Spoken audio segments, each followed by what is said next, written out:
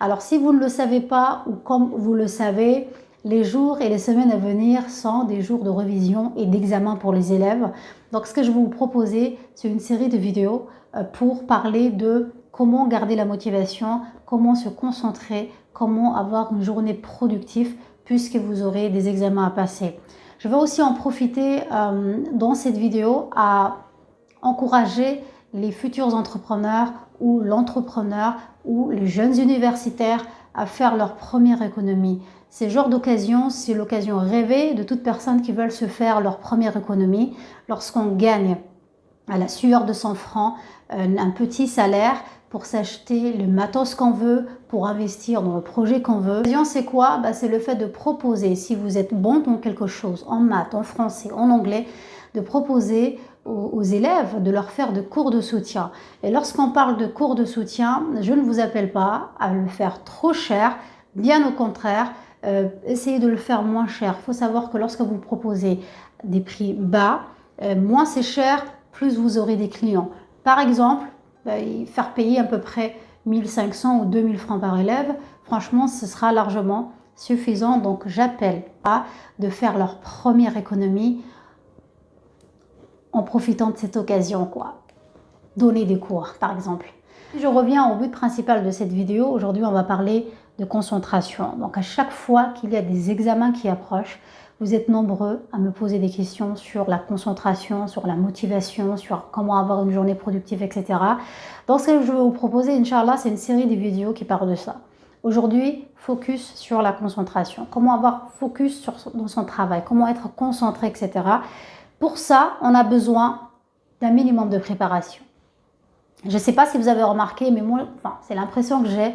Notre cerveau, c'est une sorte de boîte noire qui enregistre absolument tout.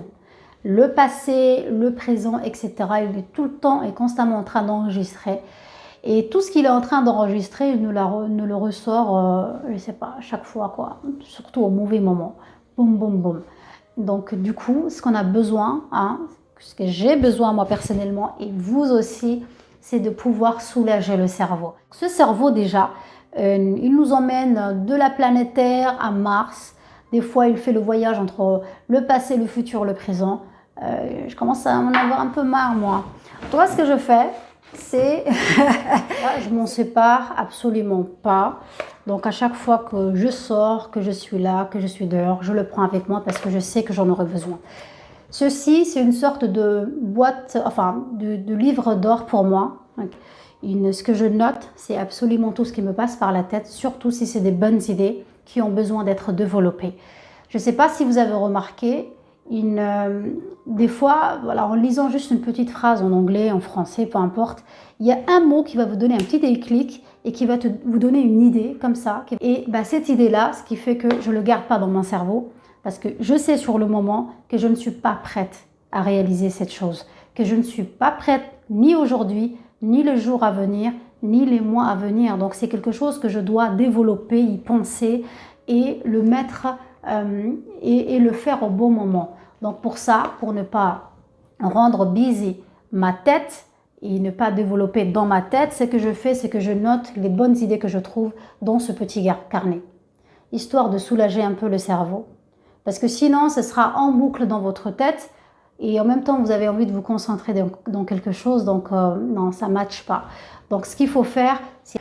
En tout cas, voilà, vous pouvez mettre toutes les bonnes idées que vous trouvez ici. Ne le gardez pas dans votre cerveau. Notez-les là. Et peut-être à la fin de la semaine ou les jours à venir ou les mois à venir, vous allez relire et essayer de développer ça petit à petit. Deuxièmement, ce petit carnet. C'est une sorte de... c'est un petit bloc-notes qui a été recyclé à partir de carton. En tout cas, n'importe quel bloc-notes fait l'affaire. Ici, je note les choses prioritaires dont je dois faire dans la journée. C'est-à-dire que la veille, à chaque fois, je me prépare la veille. Donc, la veille, j'ai écrit 5 choses prioritaires et très importantes à faire pour aujourd'hui. Donc, aujourd'hui, on est matin. Comme vous voyez, il fait jour. Donc voilà, ici, je note les choses importantes. Alors dans ce troisième exemple, je sais et je suis consciente que ce n'est pas donné à tout le monde de s'acquérir son premier matos, surtout lorsqu'il est un peu cher. Donc je vais un petit peu te parler de quelque chose qui m'a vraiment facilité les tâches, qui m'a mis moins dans le stress, qui m'a mis beaucoup dans la productivité. J'espère que ça te donnera ce sentiment-là, Inch'Allah. Alors, si tu peux et que tu as le moyen, tant mieux. Si tu ne peux pas, je suis là pour te donner quelques idées et quelques astuces pour un petit peu travailler un peu à la sueur de ton front et au final être content d'acheter ce matériel parce que tu sais qu'il va beaucoup te servir dans les examens ou bien si tu es un entrepreneur à noter un petit peu tous tes rendez-vous, les to-do list, l'agenda, etc. Donc de quoi je parle? Je parle de ce qu'il y a juste derrière moi, c'est une tablette. Et je vais d'abord vous expliquer un peu un truc, c'est que moi, je suis une adepte du brouillon. J'aime beaucoup développer mes idées dans des papiers comme ça. Donc soit c'est des cahiers qui traînent là-bas, donc mes enfants ont jeté des anciens cahiers, je le prends. Mais souvent j'utilise des feuilles blanches. Mais le problème c'est que à force d'utiliser, ça s'empile, ça s'empile.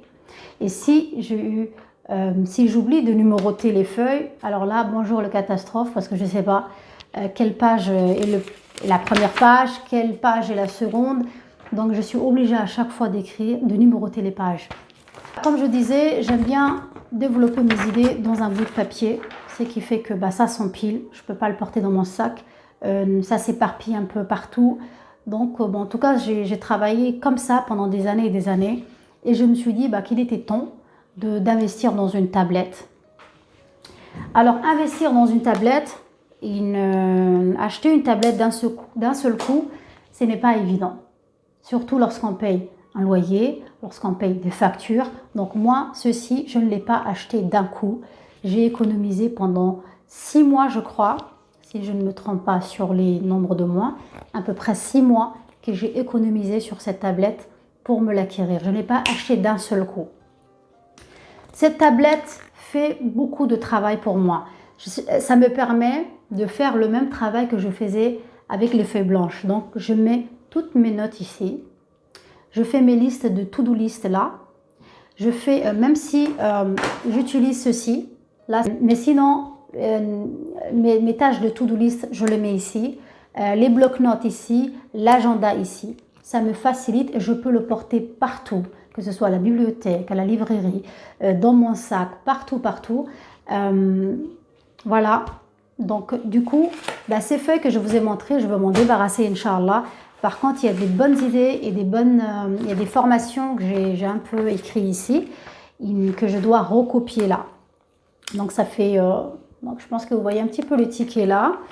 Et il y a le numéro de série de la tablette écrite, donc je ne l'ai pas encore enlevé. Ça fait juste 1 mois que je l'ai. Donc, si vous voulez vraiment être productif, si vous voulez vous faciliter. Donc là, cette vidéo, il est question de garder sa concentration à 100%. Donc, pour ça, on a besoin de moins de stress. On a besoin de moins qu'on s'éparpille. Parce que le fait de chercher les feuilles, franchement, ça me fait perdre du temps. Là, ici, il suffit que je numérote, que je mets des dates de numéros, je donne des noms, etc. Donc, il est facile de retrouver ce que j'ai marqué avant-hier ou la semaine dernière, etc. Donc, le fait d'investir dans une tablette va vous faciliter le travail, va vous aider à être beaucoup plus concentré si vous êtes entrepreneur, universitaire, élève, etc. Alors, si tu peux, tant mieux. Si tu ne peux pas, pour les personnes qui n'ont pas le moyen de s'offrir ce genre de choses, pourquoi ne pas essayer d'avoir ses premières économies en faisant quelques travaux?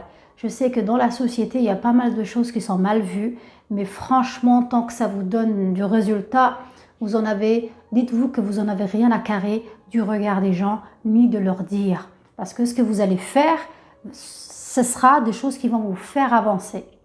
Donc, vous pouvez demander à vos voisins, s'ils ont des voitures, de laver leur voiture et d'avoir un petit salaire, quoi. Ou bien de faire du babysitting, ou bien faire jouer du foot ou du basket, ou leur apprendre du tennis, etc. En tout cas, vous pouvez, pour acquérir ses propres économies, travailler à la sueur de son front, utiliser d'abord ce qu'on sait. Si tu es bon en maths, en anglais, écoute, aujourd'hui, tu as une belle occasion, parce que le jour à venir, il y aura des examens pour les élèves. Il y a le bac pro, il y a le bac blanc, il y a voilà, des examens. Essaye de profiter de cette occasion et propose aux étudiants de leur donner du cours de soutien. Yani, ça va te faire un peu d'économie et sur le long terme, Inch'Allah, chaque mois, si tu économises, ça peut te faciliter à acheter ton premier matériel, que ce soit une caméra, que ce soit un micro, que ce soit une tablette, que ce soit ton premier PC, etc. Parce que si tu veux te rendre responsable, il faut à un moment donné qu'on arrête de toujours demander aux parents de nous acheter ceci, cela. Tu veux être un entrepreneur, tu veux te débrouiller, agis comme un entrepreneur et fais tes premières actions pour gagner ton premier salaire, pour t'acheter ton premier matériel qui va t'aider dans les tâches et les activités que tu vas faire prochainement. Essayez de vous offrir votre premier matériel lorsque le temps vous le permettra, lorsque vos économies vous le permettront. Donc vous n'êtes pas obligé de l'avoir là tout de suite. C'était juste un exemple pour que vous ayez des journées productives, etc., des journées moins stressantes. Les élèves, je vous souhaite bon courage, croyez en vous et mettez le paquet. Dans une prochaine vidéo, on va essayer de parler de comment garder la motivation et être productif. Salam alaikum.